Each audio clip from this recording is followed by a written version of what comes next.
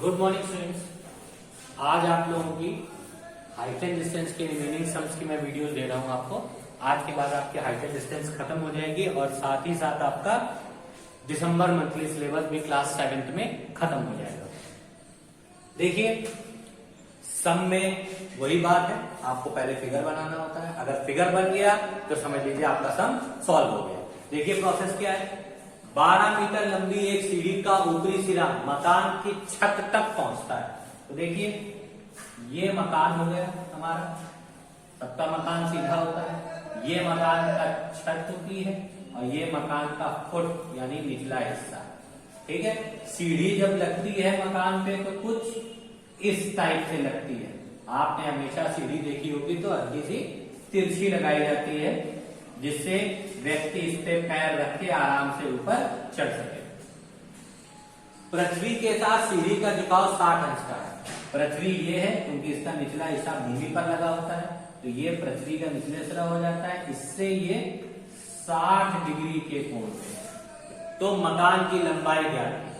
मकान की लंबाई यानी यहां से यहां तक, तो इसको ए, बी और सी 3 पॉइंट्स ले लिए। ए भी हमारा मकान है, बीसी हमारी सीढ़ी है। अगर आपको सीढ़ी बनाना है तो फिर कुछ इस टाइप से इसके डंडे बना के आप इस टाइप से भी एक सीढ़ी का शेप दे सकते हैं। तो ये आपकी सीढ़ी लगी। ठीक है, तो ये सीढ़ी हो गई जिसकी लंबाई हमारी दे रखी है 12 मीटर। ठीक, झुकाव 60 अंश का है। मकान की लंबाई पता नहीं है तो हमने इसकी मकान की लंबाई हमने मान ली h।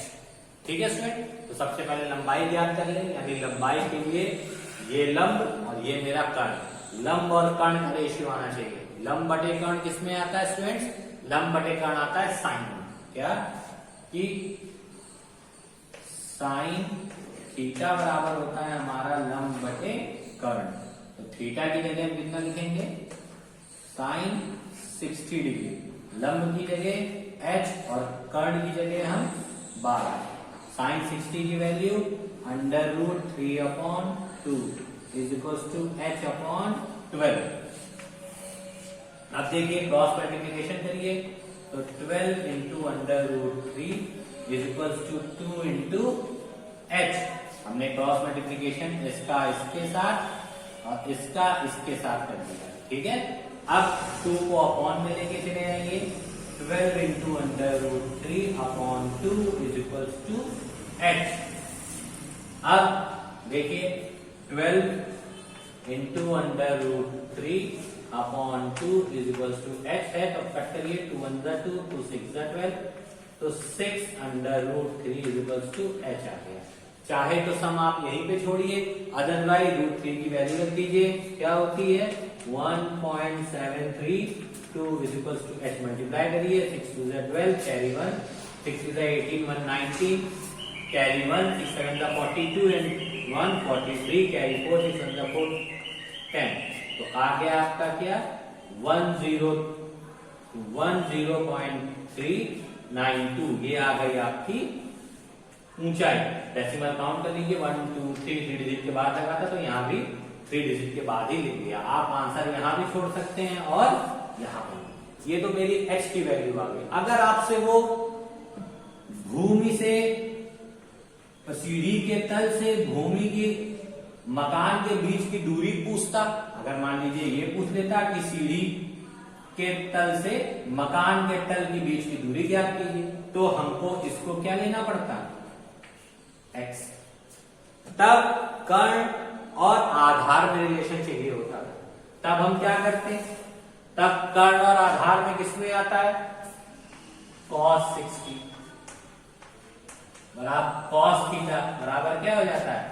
आधार बटे कर्ण। ये हम इस फॉर्मूले से निकालते हैं, भूल मत जाना आप लोग। इस फॉर्मूले का यूज करते हैं हम, इसी से निकालते हैं। इस पे साइन, इस पे कॉस, इस पे ten, cos x sec cot। ठीक है, तो cos थीटा आधार बटे कर्ण आ गया। थीटा की जगह रख लीजिए 60, तो cos 60 डिग्री, आधार की जगह px, कर्ण की जगह p12 cos 60 की वैल्यू होती है हमारी 1/2 x/12। क्रॉस मल्टीप्लीकेशन कर दीजिए यानी 12 ऊपर आ जाएगा और 2 को नीचे बना रह दीजिए। 2 का मल्टीप्लाई मत करिएगा क्योंकि बाद में फिर 2 को नीचे लाना ही पड़ता है। 2 1 2 तो 6 12 तो 6 = 2x। तो सीढ़ी के तल की मकान के तल से दूरी कितनी आ जाती है? x। ये भी आपका क्या हो जाता है? आंसर। तो स्टूडेंट ये दो सम थे, मैंने कॉमन करके बता दिए क्योंकि आगे वाले क्वेश्चन में आधार पूछा था तो मैंने आधार बता दिया, ऊंचाई दोनों निकालनी बता दी। तो आपको दोनों ही सम्स कैसे भी पूछे जा सकते हैं। तो इस सम को नोट कर लीजिए और कुछ भी नहीं आएगा तो पूछेगा जरूर, और वीडियोस को हाइट एंड डिस्टेंस की जरूर देखिएगा। आप इसको नोट करिए, इसी टाइप का नेक्स्ट सम बताऊंगा आपको अभी मैं।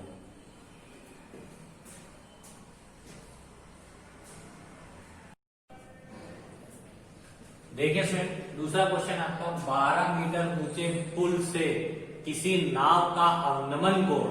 अब इस कोण को ध्यान दीजिएगा, अवनमन कोण 60 अंश का। देखिए ये कोई 12 मीटर ऊंचा पुल हो, यहां कहीं नाव होगी, तो 12 मीटर ऊंचे पुल से नाव का अवनमन कोण। देखिए जब अवनमन कोण की बात होती तो कोण यहां ना बन के यहां पे बनता है। ये दे रखा है हमारा 60 अंश। यहां क्यों?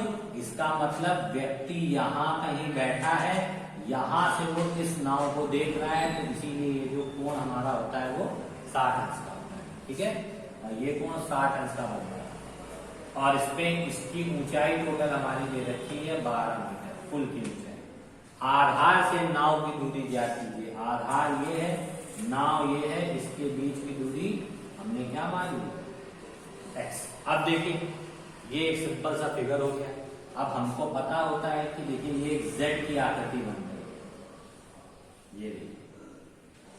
इसीलिए ये एकांतर कोण होते हैं जो आपस में बराबर होते हैं, तो ये कोण भी कितने डिग्री का बन जाएगा? 60। इसीलिए कहा जाता है अवनमन कोण और उन्नयन कोण आपस में बराबर होते हैं। जब ये 60 हो गया, अब मेरे लिए हम इस कोण को भूल जाएंगे, केवल इस ट्राइंगल के अंदर बनने वाले कोण और उनकी भुजाओं को याद रखिए। लंब और आधार, लंब और आधार किसमें आता है स्टूडेंट्स? 10 में आता है। तो सीधे सीधे क्या लिख देंगे?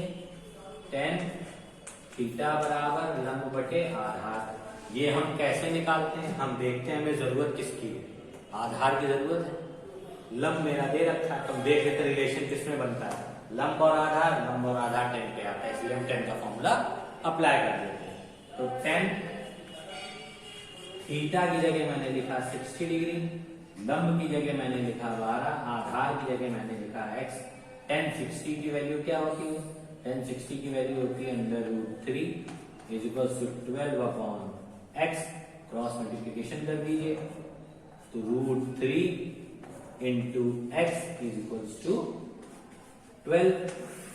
अब यहां से x की वैल्यू फाइंड आउट करिए, 12/√3।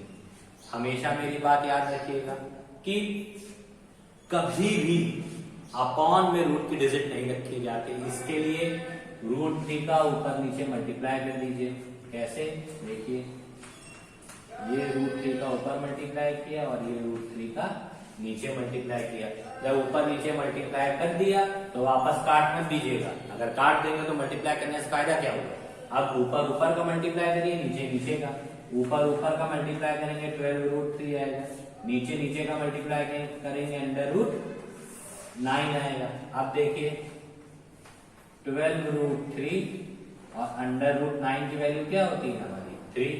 कट करिए, 3 1 3, 3 4 12, आ गया 4√3। √3 की वैल्यू रख दीजिए 1.732, 4 2 8, 3 4 12, 1 7 4 28, 129, कैरी 2, 4 1 4 to 6, डेसिमल 3 डिजिट के बाद लग गया यहाँ पे 6.928। ये आपका स्टूडेंट आ गया आंसर। ठीक है स्टूडेंट, इस क्वेश्चन को ये सॉल्यूशन था। और जब आप थोड़ा सा कॉपी में करेंगे तो ध्यान रखिए, इस तरीके से लिख देंगे कि AB एक पुल है जिसकी ऊंचाई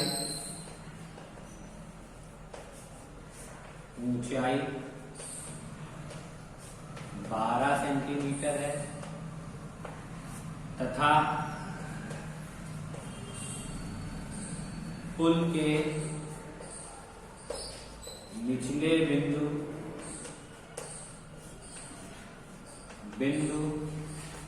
बी से नाव हमने क्या मानी थी, सी की दूरी x है। अतः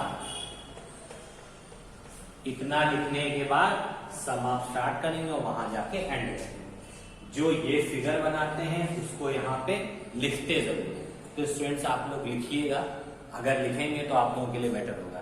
ठीक है स्टूडेंट्स, तो आज आपके 2 सवाल के साथ आपका दिसंबर मंथली सिलेबस फिनिश हो गया है और ऊंचाई दूरी के 2 सम आपके बच गए हैं बुक में, वो आपको खुद अपने मन से प्रैक्टिस करनी है। अगर नहीं समझ में आएगा तो फिर भी पूछिएगा। अभी तक आप लोग इन दोनों सम्स को नोट कर लीजिए और आपके सम्स कंप्लीट हो गए। आपका दिसंबर मंथली सिलेबस भी आपका फिनिश हो गया है। ओके स्टूडेंट्स, अब आपकी रिवीजन स्टार्ट किया जाएगा स्कूल में और कुछ भी नहीं समझ में आएगा तो आप रिवीजन वीडियोस को भी ध्यान से देखिएगा और जो आज मैंने बताया इसकी वीडियो को भी ध्यान से देखिएगा और कुछ भी नहीं समझ में आएगा तो पूछिएगा जरूर। Okay students, now thank you and have a nice day.